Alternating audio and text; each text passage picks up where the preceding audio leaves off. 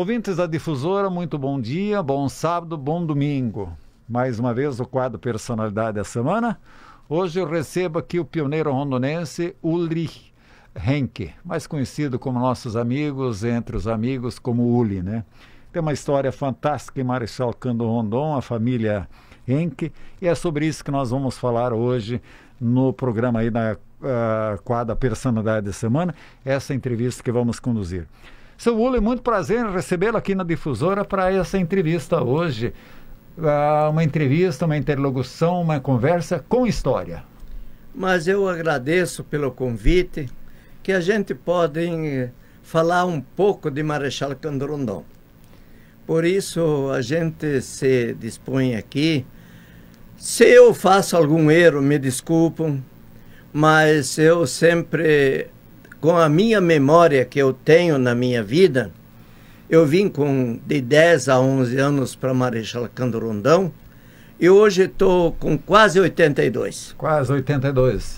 Então a minha vida era Marechal Cândido Rondon. Eu também não vou sair daqui. Compreende? Porque é uma cidade muito gloriosa, fantástica. Eu vivi aqui a minha vida. Eu quero sempre prestigiar Marechal Cândido Rondon. Que bonito, muito bom. A família, seu pai, Ewald Henke, a sua mãe é Edith, né? Alice Menzel, né? Menzel Henke. Henke. Vocês chegaram de mudança no dia 28 de setembro de 1951 a Marechal Cândido Rondon, já de mudança. E na conversa preliminar que nós tivemos, seu pai já chegou em 1950, comprou área aqui em Marechal Rondon, construiu casa e foi buscar a família. Daí foi vender lá embaixo tudo que nós pertencia lá em Linha Sírio, Santo Cristo. Daí o pai vendeu tudo lá e nós viemos para cá. Tá. Como é que seu pai ficou sabendo das vendas terras do oeste do Paraná? Tem alguma lembrança? Ou ele algumas vezes comentou, eu fiquei sabendo por isso das terras no Paraná? Olha, como eu sei, como eu era criança, tudo, o meu pai sempre falava do seu Alberto Pitt e o Harry Pitt. Eram referências? Era referência, porque eles eram da mesma comunidade. Mas daí eles vieram nós visitar e daí pegaram o pai. Vamos junto lá para o Paraná, que lá é um começo. Porque lá você vai ter madeira suficiente para serar a tua serraria. Já tinha serraria lá no Rio Grande do Sul? Nós tinha moinho e serraria. Mas, na realidade, o pai não achou vamos supor assim, que ele venderia tão rápido os bens lá. Então, por isso, nós viemos antes do tempo. A nossa casa nem estava pronta aqui ainda. Nós viemos para cá e nós ficamos lá na Matilde Qué, que era uma indígena, não sei quem era, né? Mas era o nome dela lá, o lugar era Matilde Qué, né? E isso era a nossa chácara lá, o pai, porque gostava de água e queria botar uma serraria por causa tinha água para máquina de vapor, porque aqui não tinha energia. Sim. Tocaram a máquina a vapor. E essas chácaras, o senhor me contou antes da entrevista, que era onde está hoje em construção, está quase pronto, né? Sim. O Teatro Municipal. Isso era do seu Ewald Henke. Era do Ewald Henke. Tá. E depois se tornou do Harry Pitt, a serraria, e depois se tornou, o Harry Pitt vendeu para o Miller. Que era... Que terminou lá. Eu não sei falar sobre acho que era cunhado isso. do falecido Arthur Winter. Ela era Winter, acho que de casa. É, uma coisa assim, eu não posso... Tinha do seu Francisco Miller. Isso. Ali acabou a serraria, né? Sim. Tá, o seu pai, a família Henke, o seu pai, por parte também da sua mãe, o Menzel, eram imigrantes alemães, os pais? Ou o seu próprio pai, o senhor me disse certa vez que era imigrante? O meu pai veio com 16 anos da Alemanha para o Brasil, com 4 irmãos e uma irmã mas adotada, que é a família lá do Herbert Hontke. Compreende? Essa é minha tia. Certo. Automaticamente.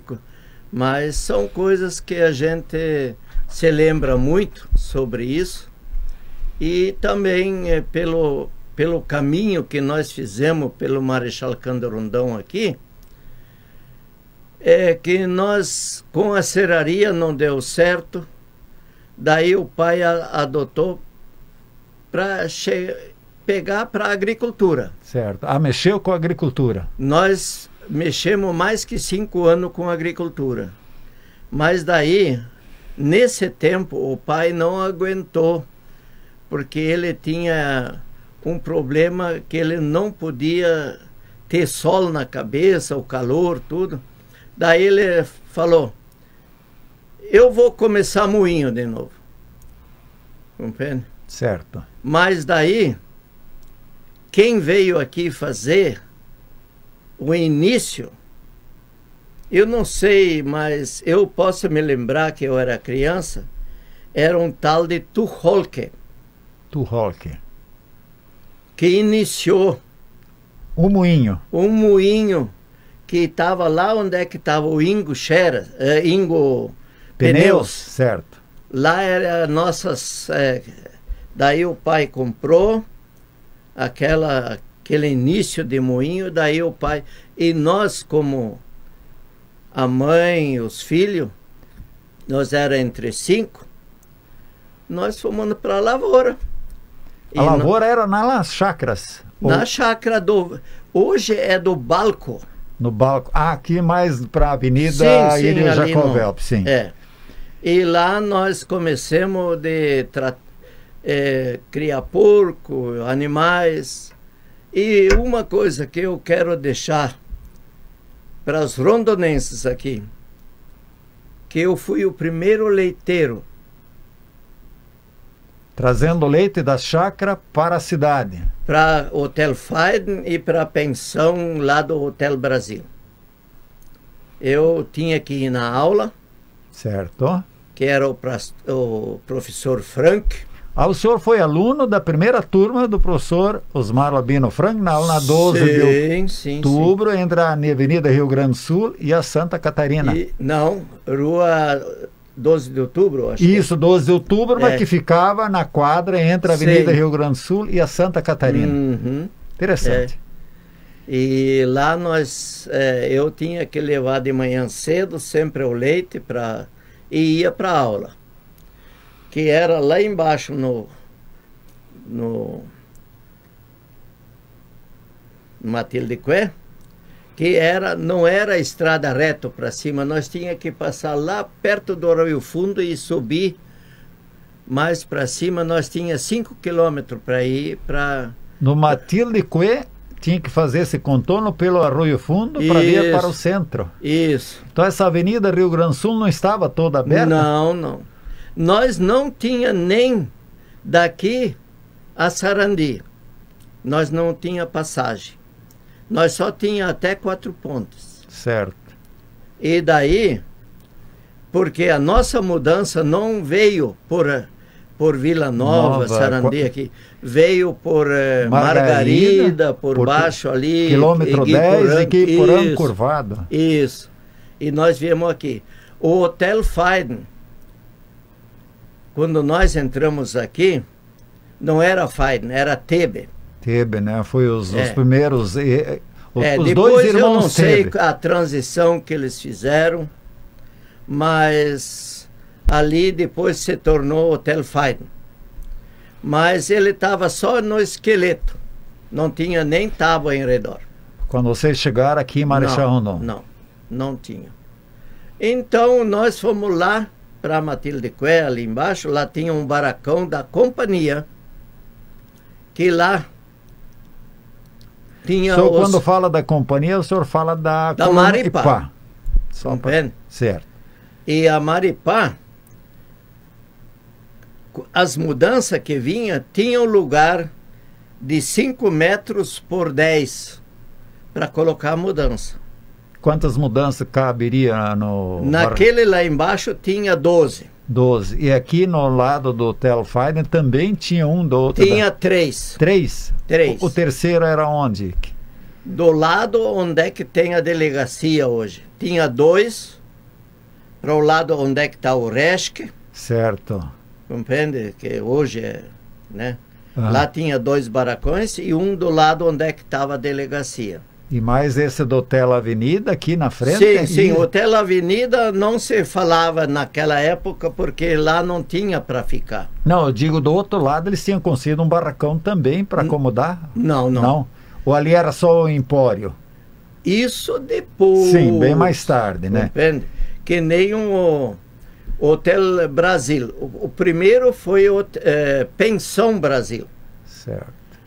Porque o primeiro agrimensor que estava aqui era um Scheidt. Seu Henrique Scheidt. Esse era o agrimensor aqui. Porque eu fui na aula com o filho dele.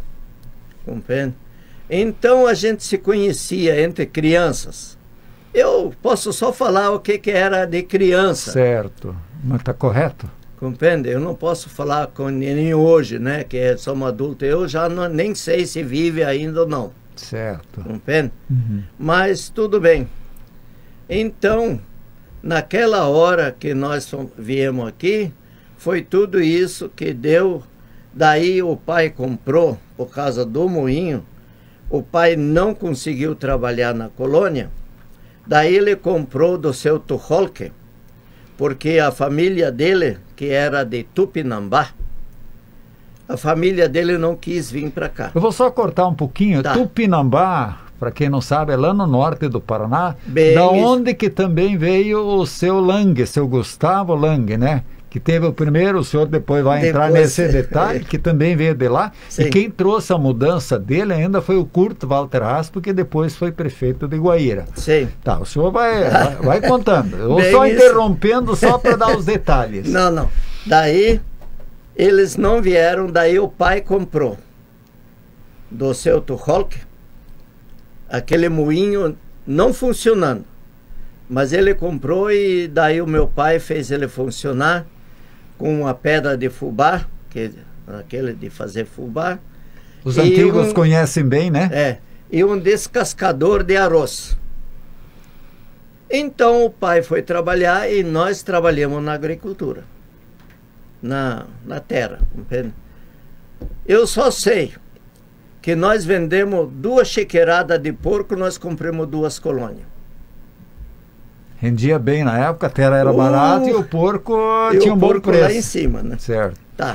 Tem muito pioneiro que fala o seguinte: eu ganhei dinheiro na época da criação de porco, na década de 50, 60 e 70. Quando Brasília começou. Quando Brasília começou, capital 1950 e pouco que começou. E com isso, daí o pai... Porque era... Daí o pai trabalhava no moinho e nós na agricultura. Mas daí o irmão dele da Argentina diz ele: irmão, vamos aumentar esse moinho? O meu pai não tinha muita vontade de mais fazer sociedade.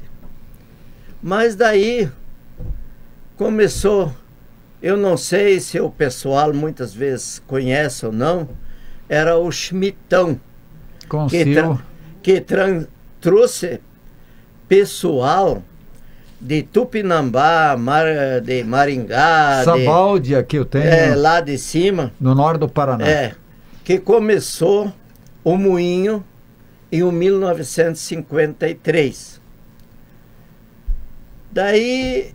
Eu vou só interromper um pouco para o pessoal se situar. O moinho que o seu Uli está se referindo ficava na esquina da Rua Colombo, né? Com a Santa Catarina. Santa Catarina era, para quem vê as fotografias antigas, pode ver um prédio de 3 pisos, né? Isso. Mais o porão tinha, né? Mas o senhor vai detalhando isso melhor. Tá.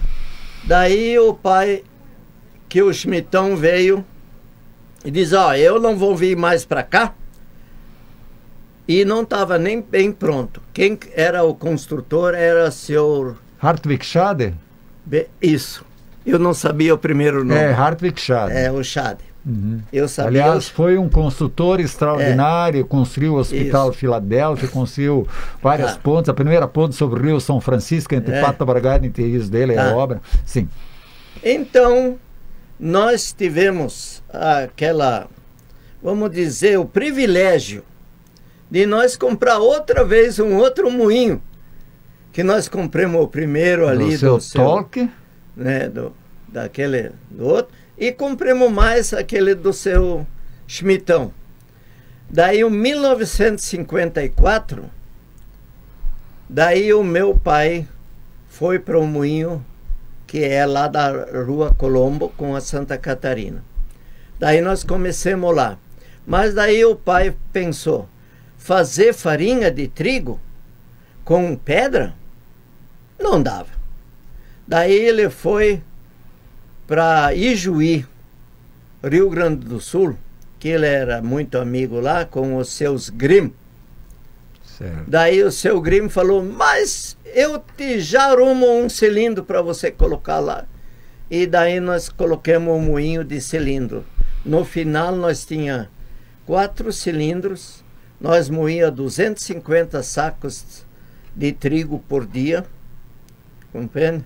Era uma indústria tão pequena, Mogeira era... Não, daí já era... Mas daí veio aquele problema do governo, que eu não quero mencionar, compreende? Que vieram nós Eu digo que foi um golpe para os moinhos pequenos, aquela. Foi um golpe para os moinhos pequenos.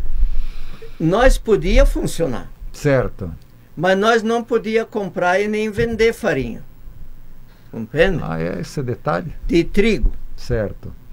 Porque o seu Ginari de Toledo, certo, ele tinha a cota de trigo estrangeiro. E só ele podia comprar o trigo nacional para poder ter o trigo estrangeiro. Mas nós, como não tínhamos a cota, aquelas que falavam a cota, o direito. O direito, sim. Compreende, do trigo estrangeiro, nós não podíamos comprar e nem moer. Então nós, o meu pai, nós trabalhamos ainda mais ou menos uns 5, 6 anos, meio, diz o brasileiro, embaixo do pano. Embaixo. As escondidas. Meio escondido. Até que o exército veio e falou para nós, olha, se vocês não fechar, nós vamos fechar o negócio aqui. Daí, em 67, o meu pai e eu, nós compramos o Guaçu lá embaixo, que nós temos hoje ainda. Tem hoje, sim, conheço lá. Então, lá nós começamos com serraria de novo. Compramos do seu Moira e fomos para a agricultura de novo. E daí fui indo e tinha um moinhozinho de pedra junto também para fazer fubá. E assim fui indo. Quando o Collor entrou, liberou os moinhos. Aí eu coloquei moinho lá embaixo de novo. De moagem de trigo? De trigo e também compra e venda e tudo. Eu vendi. Eu comprava trigo e vendia e tudo. Eu moí muito para o meu amigo, que eu considero amigo, da Agrícola Horizonte, o seu Ricardo, que eu moí muita farinha para ele. Antes de ele ter moinho, moinho, sim. Eu moí para ele. Compreende? E com isso, a gente se tornou mais tudo assim, mas depois não era mais viável, porque aqui ninguém comprava, plantava mais trigo. Certo.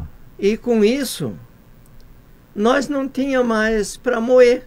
Daí nós moía para o Agrícola Horizonte. Mas daí também a Agrícola fez o moinho dele, nós paramos. Daí eu vendi todas as máquinas. Hoje tem muitas máquinas, hoje, com o seu Gabe. Ali no Arroio Fundo, no né? Arroio Acho Fundo. Que é a marca Paulínia, né? Isso. Máquinas suas, então, estão lá no moinho. E certo. Outros foram para Cascavel, outros... Mas daí eu vendi, mas daí eu tinha serraria, beneficiamento e tudo assim. E depois, quando terminou o moinho, eu comecei com fábrica de gelo. E o senhor tem até hoje a fábrica de gelo? Mas o meu genro, a minha filha venderam o direito para o outro fazer... Terceirizaram? Terceirizamos a fábrica de gelo. Mas com tudo isso...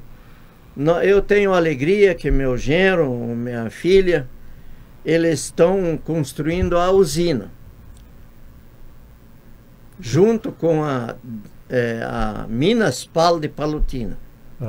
Uma usina de produção de energia. Para jogar na Copel. Na Copel, certo. É isso. Compreende? E com isso, nós hoje... Nós estamos, assim dizer, que nós estamos construindo, tá, até fim de ano vai ficar pronto. E daí vamos jogar energia para a Copel e a gente vive naquela situação, compreende? Certo. Ou vai receber da Copel ou da Minas Pal, isso a gente vai ver. São negociações, né? São negociações e acerto. Então, o senhor falou da moagem de milho, da farinha... descascar o arroz. Tá. O agricultor geralmente levava naquela época de carroça, né? Sim. Até o moinho. Vamos dizer, a pessoa levava um saco de 60 quilos de milho. Ele recebia quanto em farinha? Se o milho era limpo, bonito, ele ganhava 50 quilos. Só 10, uma quebra de 10 em relação... É um bom volume. Se o milho não estava de acordo, vamos dizer, conforme o milho, ele ganhava 45 a 48. Tá. E no caso do trigo, o agricultor, o dono de trigo, levava lá no moinho Henke, tanto um saco de 60 quilos de trigo, não sei se era 50 ou era 60? 60. Levava quanto de farinha, seu Uli? O caso também... Ali era o negócio, específico. O específico.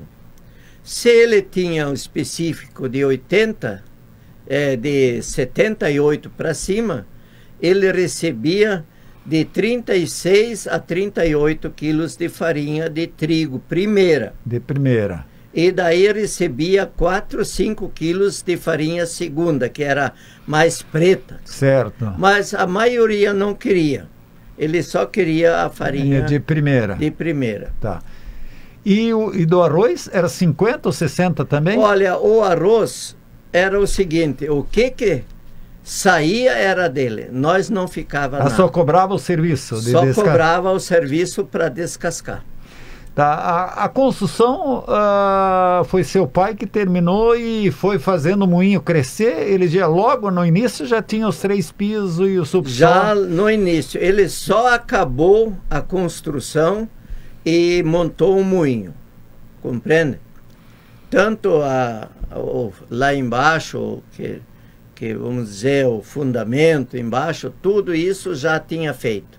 Compreende? Até hoje tem o buraco que eles falam. Ainda existe o buraco? Existe o buraco aí. Tá. Que hoje é da Fotos Rondon, não sei, eu acho que é a Foto Rondon lá. Certo. Compreende? Tá. O senhor nunca descobriu o nome do Schmidtão? Era Schmidt. Era Schmidt o sobrenome, mas pelo tamanho que ele tinha, disse que era um cara muito grande. Muito fortão. Muito fortão e por isso tinha o nome de Schmidtão, né? Quem que me contou esse fato foi a falecida esposa do Hartwig Schade, né? Sim. A dona Herta Schade, né? Sim. Que ele tinha o apelido de Schmidtão por ser um poçante, né? E ela até me cedeu fotos da época, né? Sim. Tá, desse Schmidtão. O senhor falou que tinha tios morando na Argentina? Tenho. Tinha 2.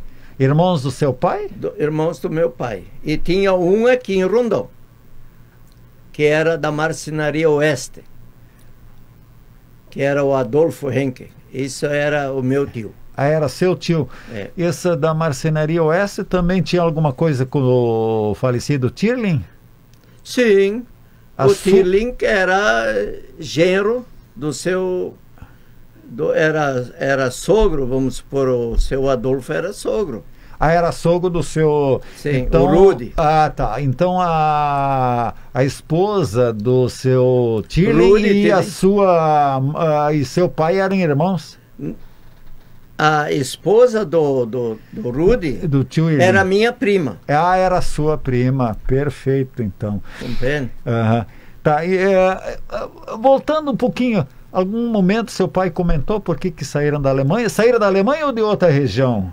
Ou Olha, vieram de Bolínia, ou vieram não, do... eu vou falar um pouco sobre a Alemanha, que eu não... Mas eu posso falar todo o detalhe do meu avô. É importante. Compreende? O meu avô, ele guerreou do ano 14 até o dia até 19, na Primeira Guerra Mundial. Sei. Mas como a Alemanha perdeu uma parte que virou Polônia, certo, e o meu avô não queria ficar na Polônia, porque eles tinham que pagar. Indenizar a Polônia, né? Isso. Tá. Então o meu avô saiu de Warschau. Varsóvia. É. Ele saiu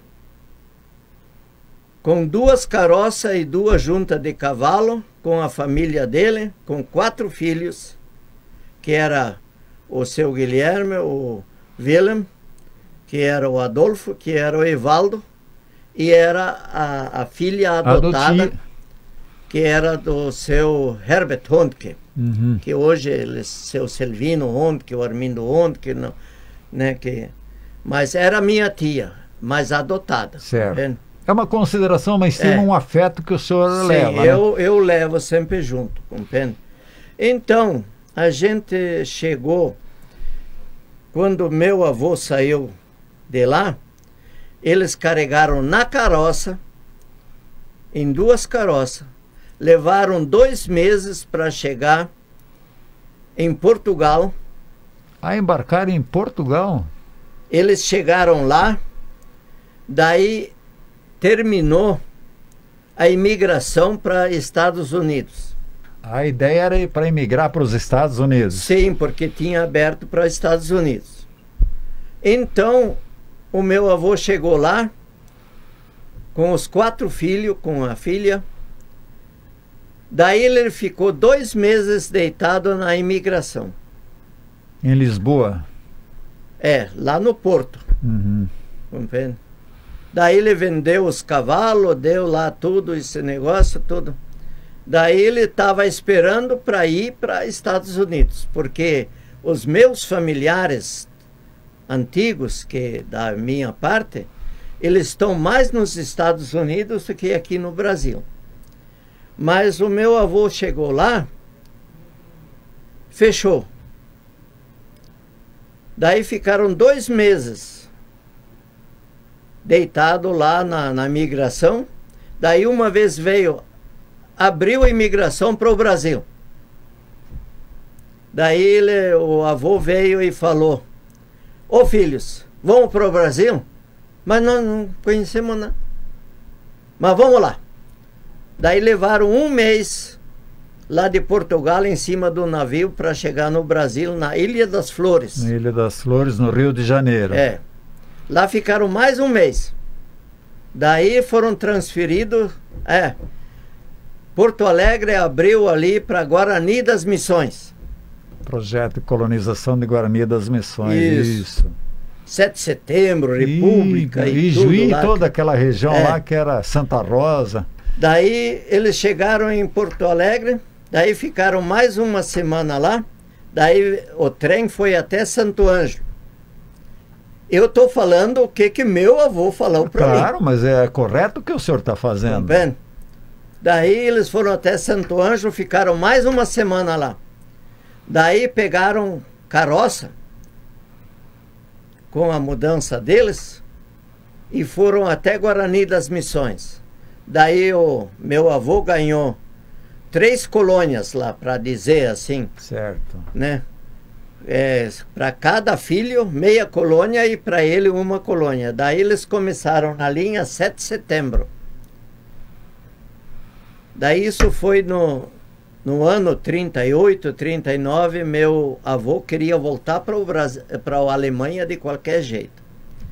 Daí ele falou o seguinte: eu vou de volta para a Alemanha porque aqui não dá. Mas daí deu aquela guerra de novo. 39 começou.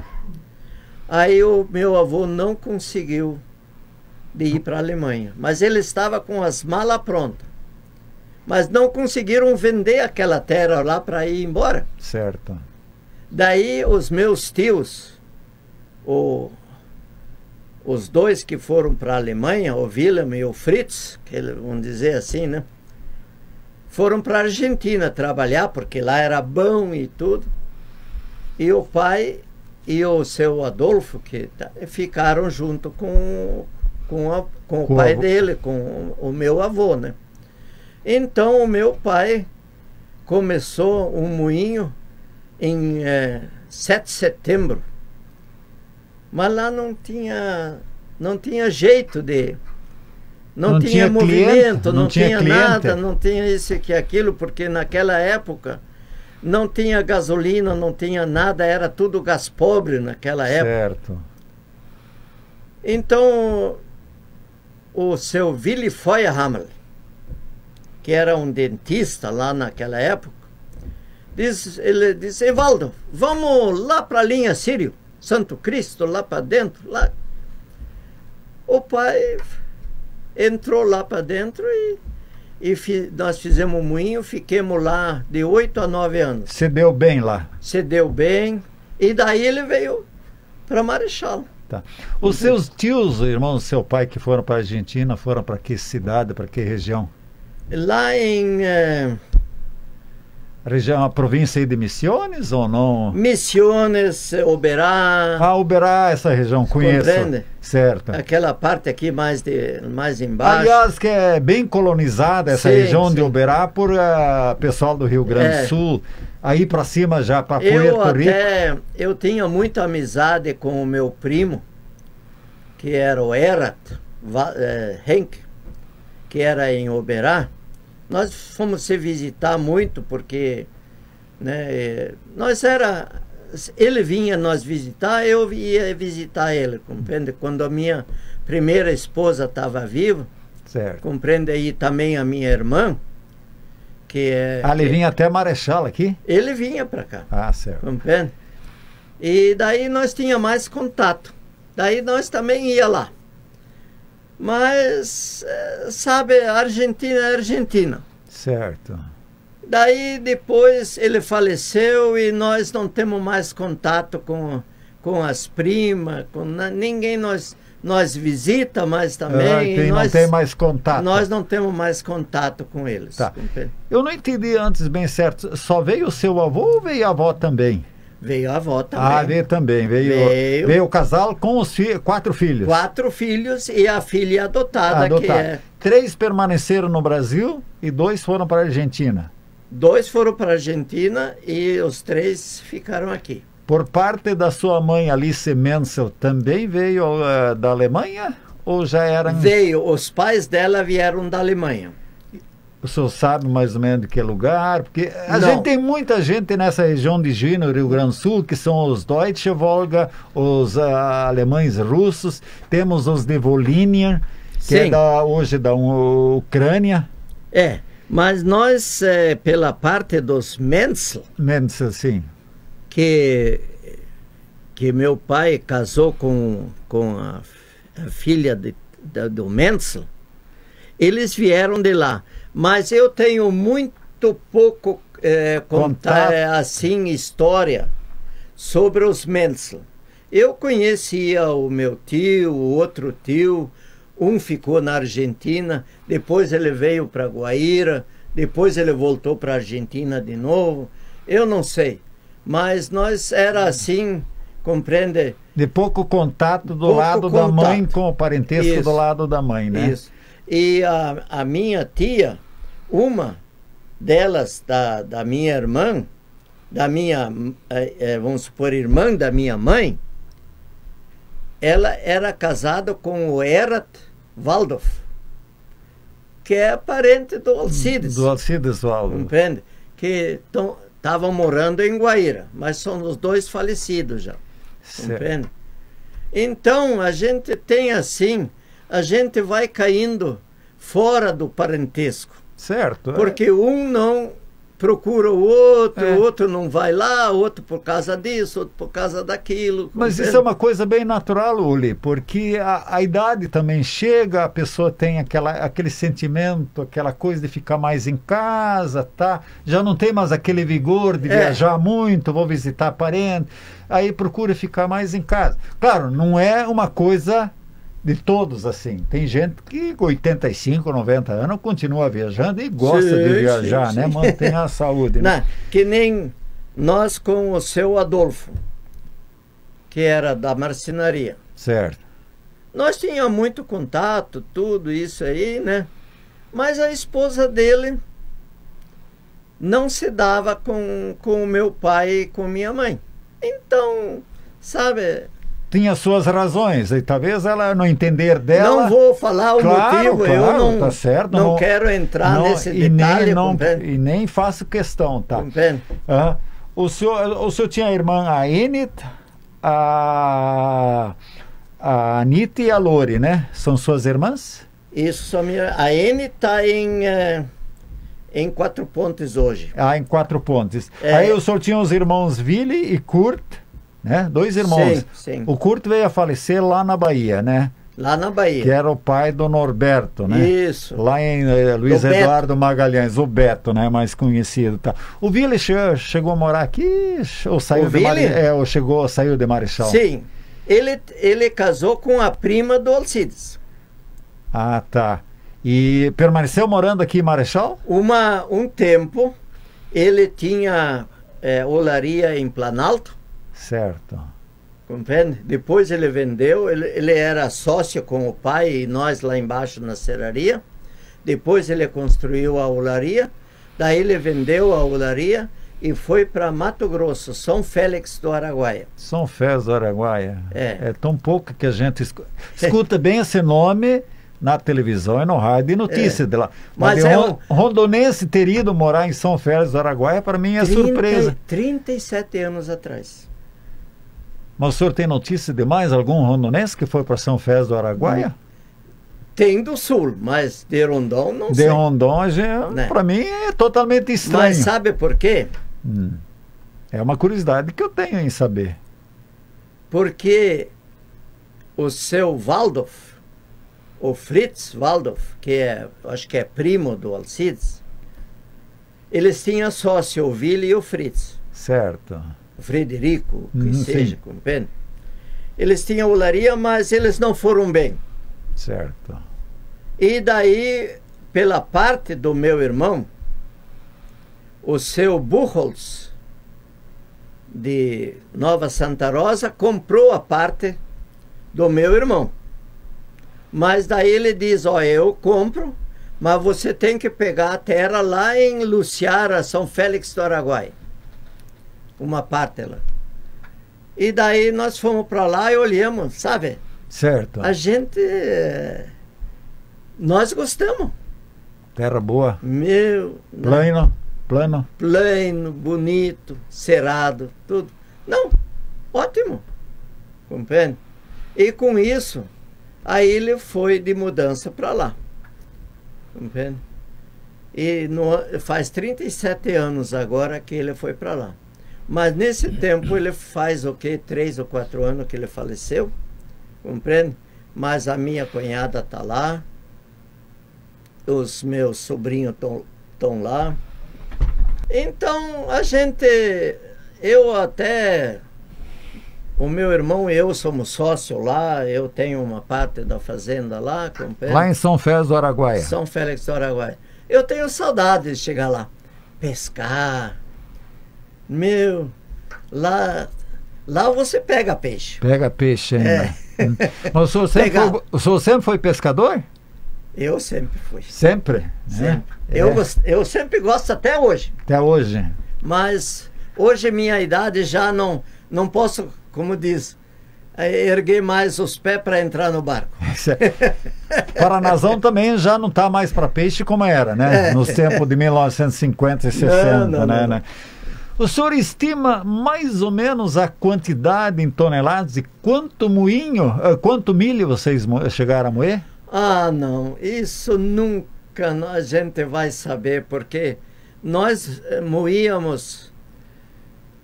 Seu Victor, eu vou dizer uma coisa para vocês. Que muitas vezes a gente fala, eu cheguei 10 dias, eu não dormi numa cama.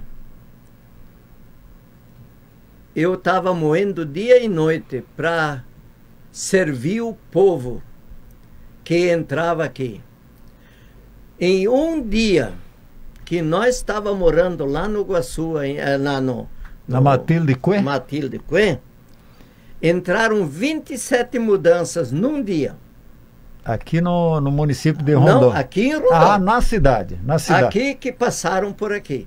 Porque no vocês início, contaram lá a partir do Matilde Cuen, da casa de vocês, e viram passar. Isso. Já tinha a estrada aberta de 4 pontos. Daí já tinha a ponte feita sobre o Iguaçu. Sobre o Iguaçu, entre Vila Nova e Novo Sarandi. Porque não tinha essa ponte, daí a Maripá fez. Deixa eu só perguntar para o senhor, a estrada 4 Pontes Toledo foi aberta antes ou depois de 4 Pontes Sarandi e Vila Nova? Qual a estrada foi aberta antes? O senhor tem recorda? Daqui, vamos supor, de Marechal até 4 Pontes estava aberto. Certo, mas de 4 Pontes a Toledo... A Sarandi, depois que foi feita, isso foi em 53, 54. Foi aberto 4 Pontes Toledo e de 4 Pontes Sarandi e Vila Nova foi antes, então? Lá por trás foi antes. Foi antes, porque as mudanças que o senhor falou, as 27 mudanças, já vieram por Novo Sarandi. Esses já vieram por aqui, compreende? Certo. Tá. Porque também não tinha a ponte sobre o Rio Iguaçu, lá onde é que é o... Cavalo Morto? Cavalo Morto. Onde é que a Maripá tinha a serraria deles, porque tinha muito pinheiro naquela época. Naquela região lá, né? Então ali, sabe, eu podia falar um dia inteiro sobre Marechal Cândido Rondon. Desde o início até hoje que eu estou vivendo aqui. Certo. Eu tenho na minha cabeça, eu estou com quase 82. Tá. Compreende? O que lhe impressiona ainda, o que ficou assim de maior marca para o senhor, que o senhor sempre se lembra dos primeiros anos de Marechal Cândido Rondon? O que assim mais se destaca na sua recordação sobre os primeiros anos de Marechal Cândido Rondon, um acontecimento, de alguma coisa que faz assim, ó, falou em Marechal Rondon, falou em 1950 e tá, já logo desperta na sua cabeça aquela lembrança. Eu posso falar uma coisa, mas tem várias. Certo. Se o senhor quiser falar das várias, também está aberto. Por quê? Marechal Cândido Rondon, porque a Maripá fazia o seguinte: quando vendia terra para alguém, você era polonês, você era italiano, você era alemão, você é isso, você é aquilo, você é batista, você é católico, você... Não vou chegar, né? Mas principalmente nas raças. Certo. Aqui era alemão. Uhum. Compreende? O comércio que entrava aqui, os primeiros 10 anos era só alemão. O comércio que entrava aqui... O cliente só falava alemão. Se você não falava, você não nem vendia se comunicar, nada. Não vendia nada. Certo. Compreende? E com isso me impressionou muito, porque o pai sempre falava, né? Porque daí veio o Dr. Saibo, tudo isso... né, aquela parte dos alemão, assim, tudo aqui, que, né? Mas isso me impressionou muito na minha vida. Que meu pai diz, olha, eu nunca vi um lugar sobre esse que a companhia, a Maripá, que nós era muito amigo do seu Willy Bart. Certo. E o Egenberg, eles estavam lá em casa que nem em casa. Compreende? O seu Valdevinta.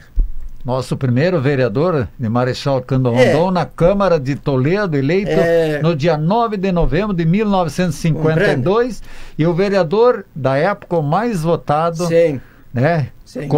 Toledo tinha 1.032 Votos. eleitores, e ali ele foi, acho que deu um total que votaram 839, posso estar errado, ele fez 169 votos, foi o candidato mais votado. Depois o candidato de 4 pontos, o Rubens Stresse, com 106 votos. Isso. Então, com tudo isso, que a gente tem tudo na minha memória, na minha mente, quando eu vim aqui de 10 a 11 anos, a minha vida aqui era alegria. Nós ia para o mato, nós ia se divertir, nós não pensava em questão de querer fazer maldade, compreende? Nós era uma coisa, sabe? Nós era tão íntimos, que nem eu sei os vizinhos que eu tinha, as meninas do seu Heitrich, do Paulo Forpagel e todos esses aqui, era todos nossos vizinhos ali na Matilde Quer, compreende? Nós era unidos, nós estava brincando, nós estava, olha, a minha infância, eu gostaria de voltar. O senhor era feliz e não sabia, talvez, como diz o pessoal hoje? Mais ou menos isso, compreende? Eu nunca posso dizer, e a maior alegria, quando meu pai comprou uma bicicleta para meu irmão, para o Kurt, compreende? Que era o mais velho. Certo. Para nós ter uma bicicleta para andar. Nossa, isso era uma felicidade tão grande que nós só tinha bicicleta de madeira, aquela de pau que a gente construía sozinho. Em casa? Em casa, compreende?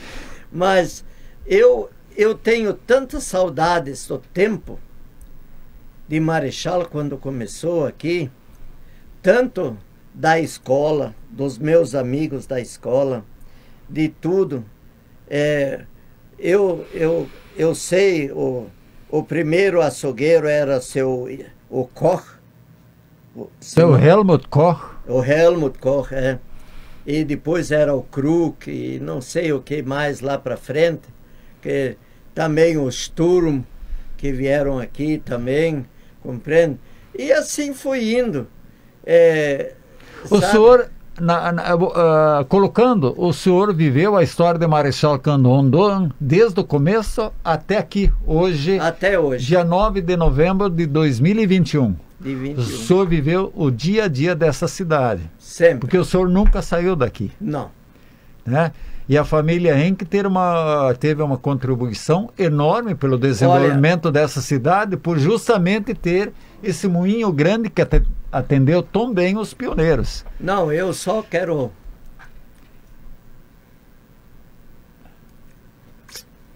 Está se emocionando aí durante a entrevista o senhor Uli Henke, se lembrando de fatos que aconteceram na história do Marechal Rondon. O senhor fique bem à vontade, tá?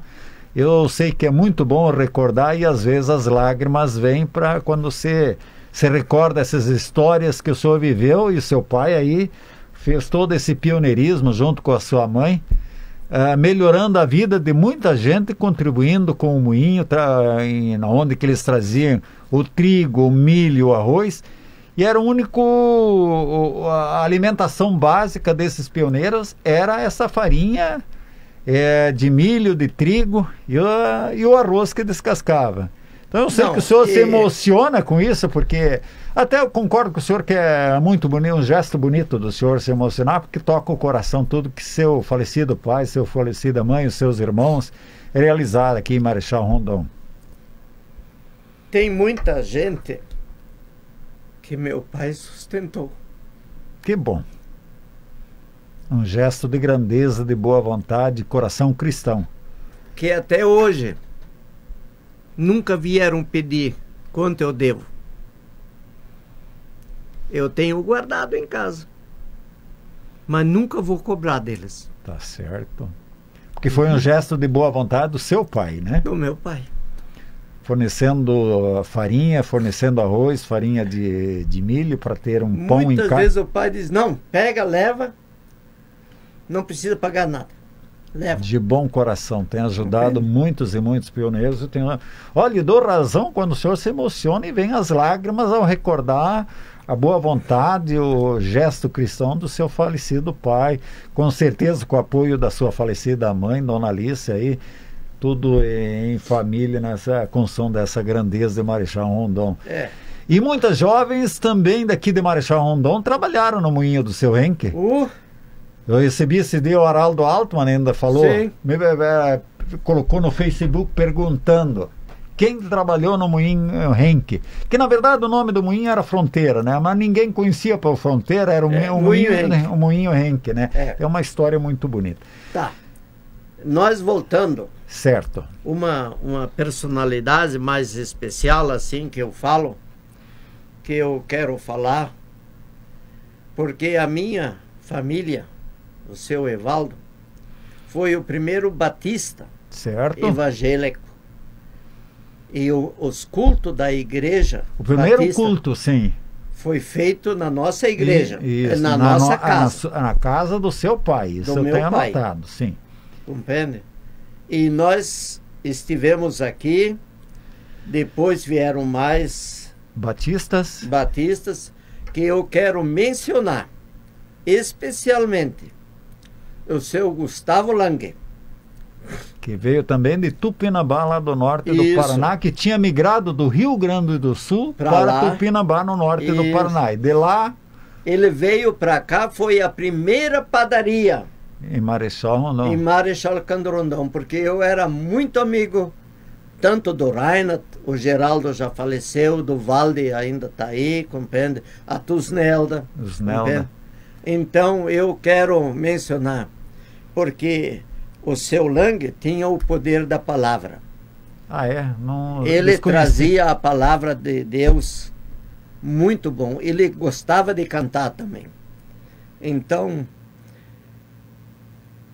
O senhor tem boas lembranças e se emociona. Eu sei que é difícil essas recordações, né, seu Yuri? Mas o senhor fica à vontade. Não, são as lágrimas, as recordações, mas são recordações. Mas são coisas que eu me recordo e tenho felicidades. Daí veio o seu Osvaldo, do pai do Alcides e tudo isso aqui. E daí a igreja cresceu. Acho que o Valdivinte também era da sua igreja? Sim. O Valdivinte era um dos primeiros que quase chegou aqui, compreende? Porque ele era o vendedor de terras, compreende? Nós éramos muito amigos. Nós, o pai com o seu Valde e nós como criança, que nem a Clair e tudo isso aí, compreende? Nós vivíamos assim... entre amigos, muito era bem. Quase uma família. Uma família. Extensão de cada família que se reunia no coletivo. Aqui não tinha, esse é para lá, esse é para cá. Nós estava tudo reunidos. Era uma família, né? Compreende? Um ajudava o outro. Isso.